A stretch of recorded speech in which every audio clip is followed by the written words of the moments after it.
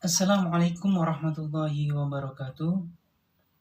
Pada kesempatan kali ini saya akan menjawab beberapa soal ujian akhir semester Universitas Islam Siber Syekh Nurjati Cirebon pada mata kuliah Literasi Digital Kitab Kuning yang diampu oleh dosen pengampu yaitu Ibu Hajah Rahmatul Fawaiz SAG MBDI. Soal yang pertama yaitu apa itu literasi digital kitab kuning dan bagaimana sejarahnya, serta apa tujuan dari mata kuliah tersebut.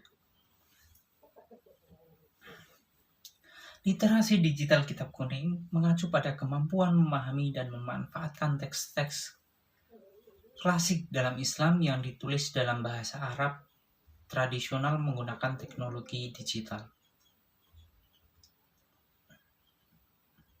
Kitab kuning yang juga dikenal sebagai kitab kuning atau teks-teks kuning merujuk pada buku-buku klasik Islam yang mencakup berbagai disiplin ilmu seperti fikih, terus hadis, tafsir, dan tasawuf.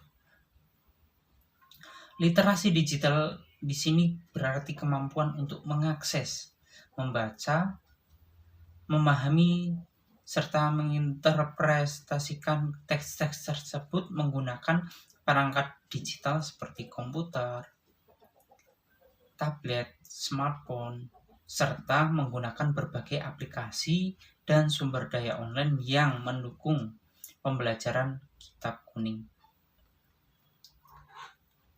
Kemudian bagaimana sejarahnya?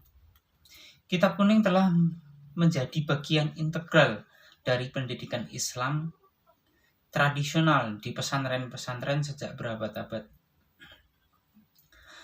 Kitab-kitab ini dianggap sebagai fondasi ilmu agama dan menjadi kurikulum utama dalam sistem pendidikan pesantren di Indonesia dan negara-negara muslim lainnya. Seiring dengan perkembangan teknologi, muncul kebutuhan untuk mengintegrasikan kemampuan literasi digital dalam pembelajaran kitab kuning agar teks-teks ini dapat lebih mudah diakses dan dipelajari oleh generasi muda. Pergeseran ini dimulai dengan naskah-naskah klasik dan pengembangan aplikasi atau platform yang menggunakan akses untuk memudahkan kitab-kitab tersebut. Hal ini memungkinkan para santri dan mahasiswa untuk mempelajari teks-teks klasik ini tanpa batasan fisik dan dengan berbagai alat bantu digital yang mempermudah pemahaman. Kemudian, apa tujuan mata kuliah literasi digital kitab kuning ini?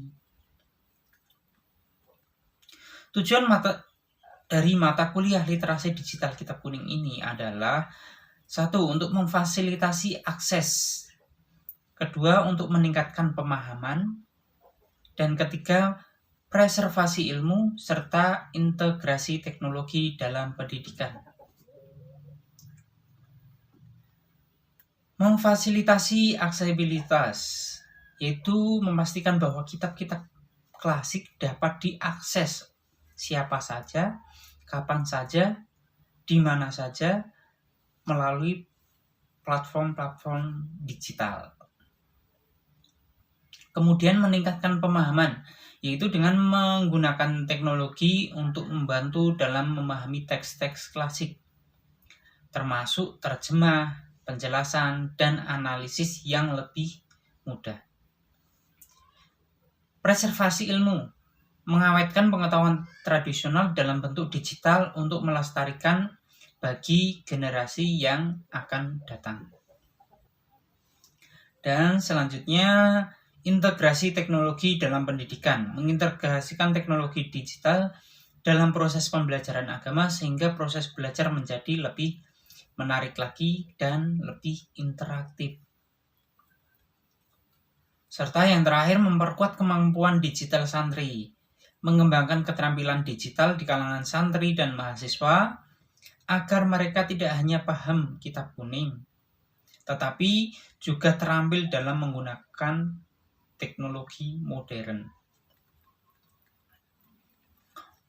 Nomor 2. Selanjutnya saya akan menjawab soal nomor 2, yaitu jelaskan bagaimana proses perjalanan dari pesan man arafa nafsahu faqad arafa rabbahu. Pepatah man arafa nafsahu faqad arafa rabbahu yang berarti barang siapa yang mengenal dirinya, maka ia mengenal Tuhannya. Seringkali dikaitkan dengan ajaran mistisme Islam, khususnya tasawuf. Proses perjalanan dari pesan ini mencakup beberapa tahap penting yang menggambarkan perjalanan spiritual seseorang menuju pemahaman yang lebih dalam tentang diri dan Tuhan. Pengenalan diri, nafs. Pada tahap awal, seseorang perlu mengenali diri mereka sendiri. Ini melibatkan introspeksi mendalam untuk memahami sifat dasar, kelemahan, kelebihan, serta potensi yang dimiliki. Pengenalan ini adalah langkah pertama membuka jalan menuju pemahaman yang lebih dalam tentang eksistensi manusia dan hubungan dengan Sang Pencipta.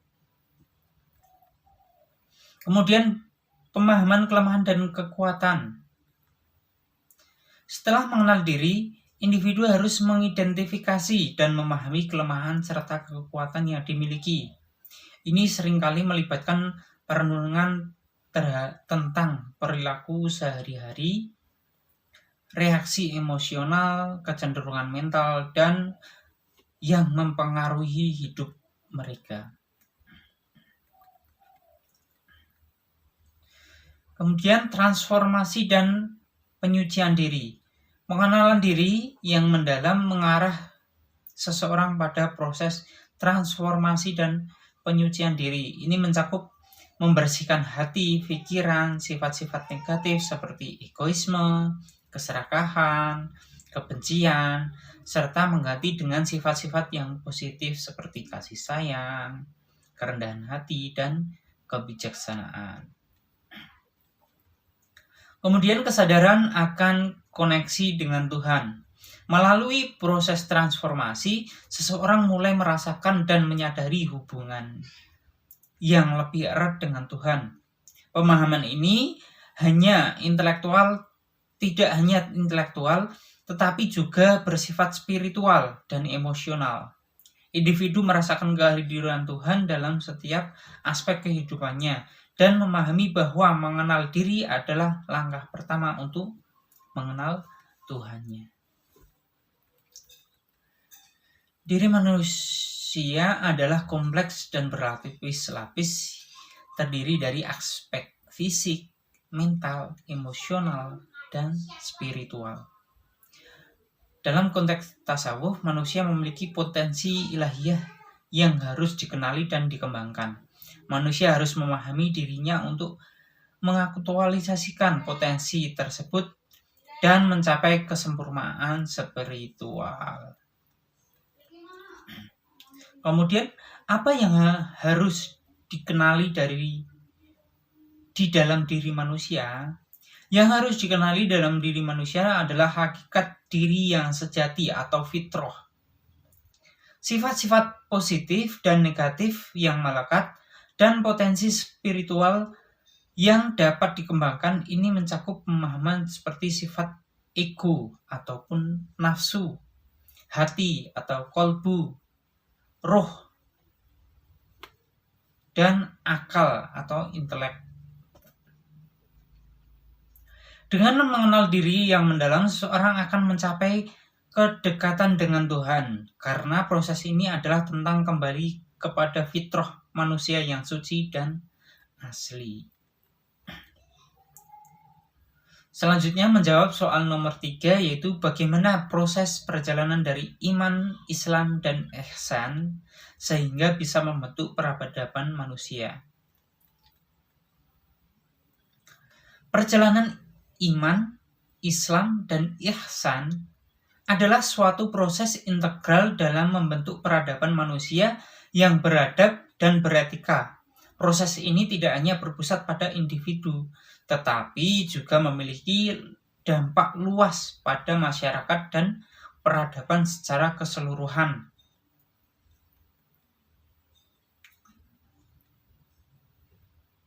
Berikut adalah uraian mengenai bagaimana iman, Islam, dan ihsan membentuk peradaban manusia lengkap dengan referensi yang terbaru. Iman atau kepercayaan adalah fondasi dari keyakinan seorang muslim. Iman adalah kepercayaan yang kuat dan yakin kepada Allah Subhanahu wa taala, nabi-nabi, kitab, malaikat, dan hari akhir serta qada dan qadar. Pendidikan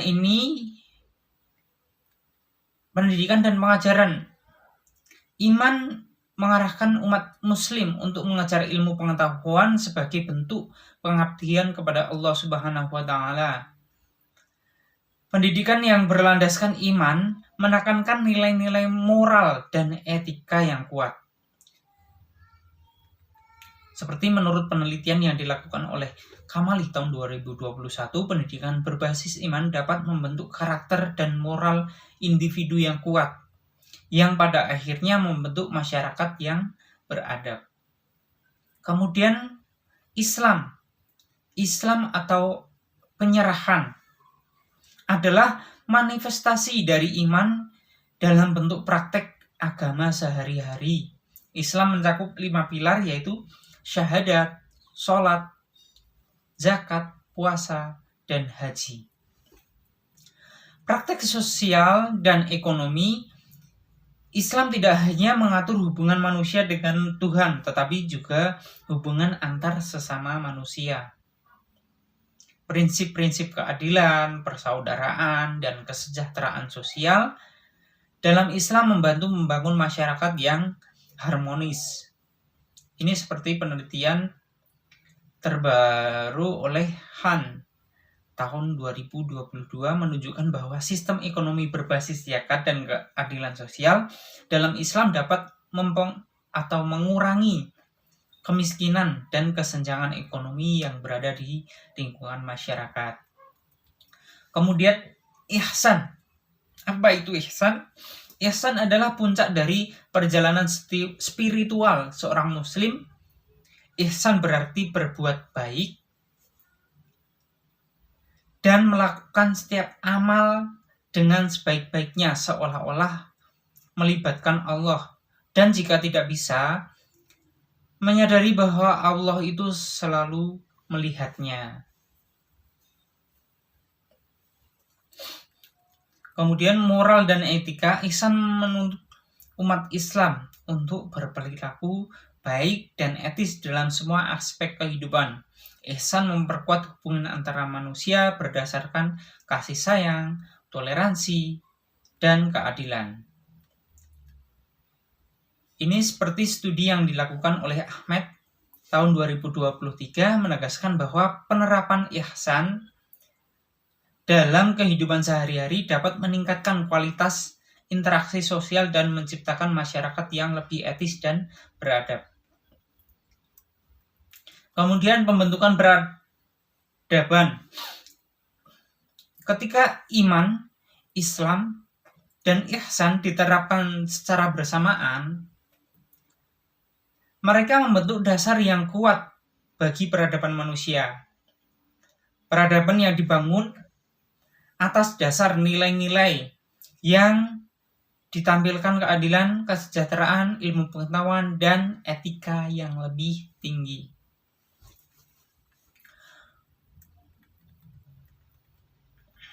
Kontribusi pada ilmu pengetahuan dan teknologi. Sejarah menunjukkan bahwa keemasan Islam, nilai iman Islam dan ihsan mendorong umat muslim untuk mencapai kemajuan yang luar biasa dengan berbagai bidang ilmu pengetahuan dan teknologi.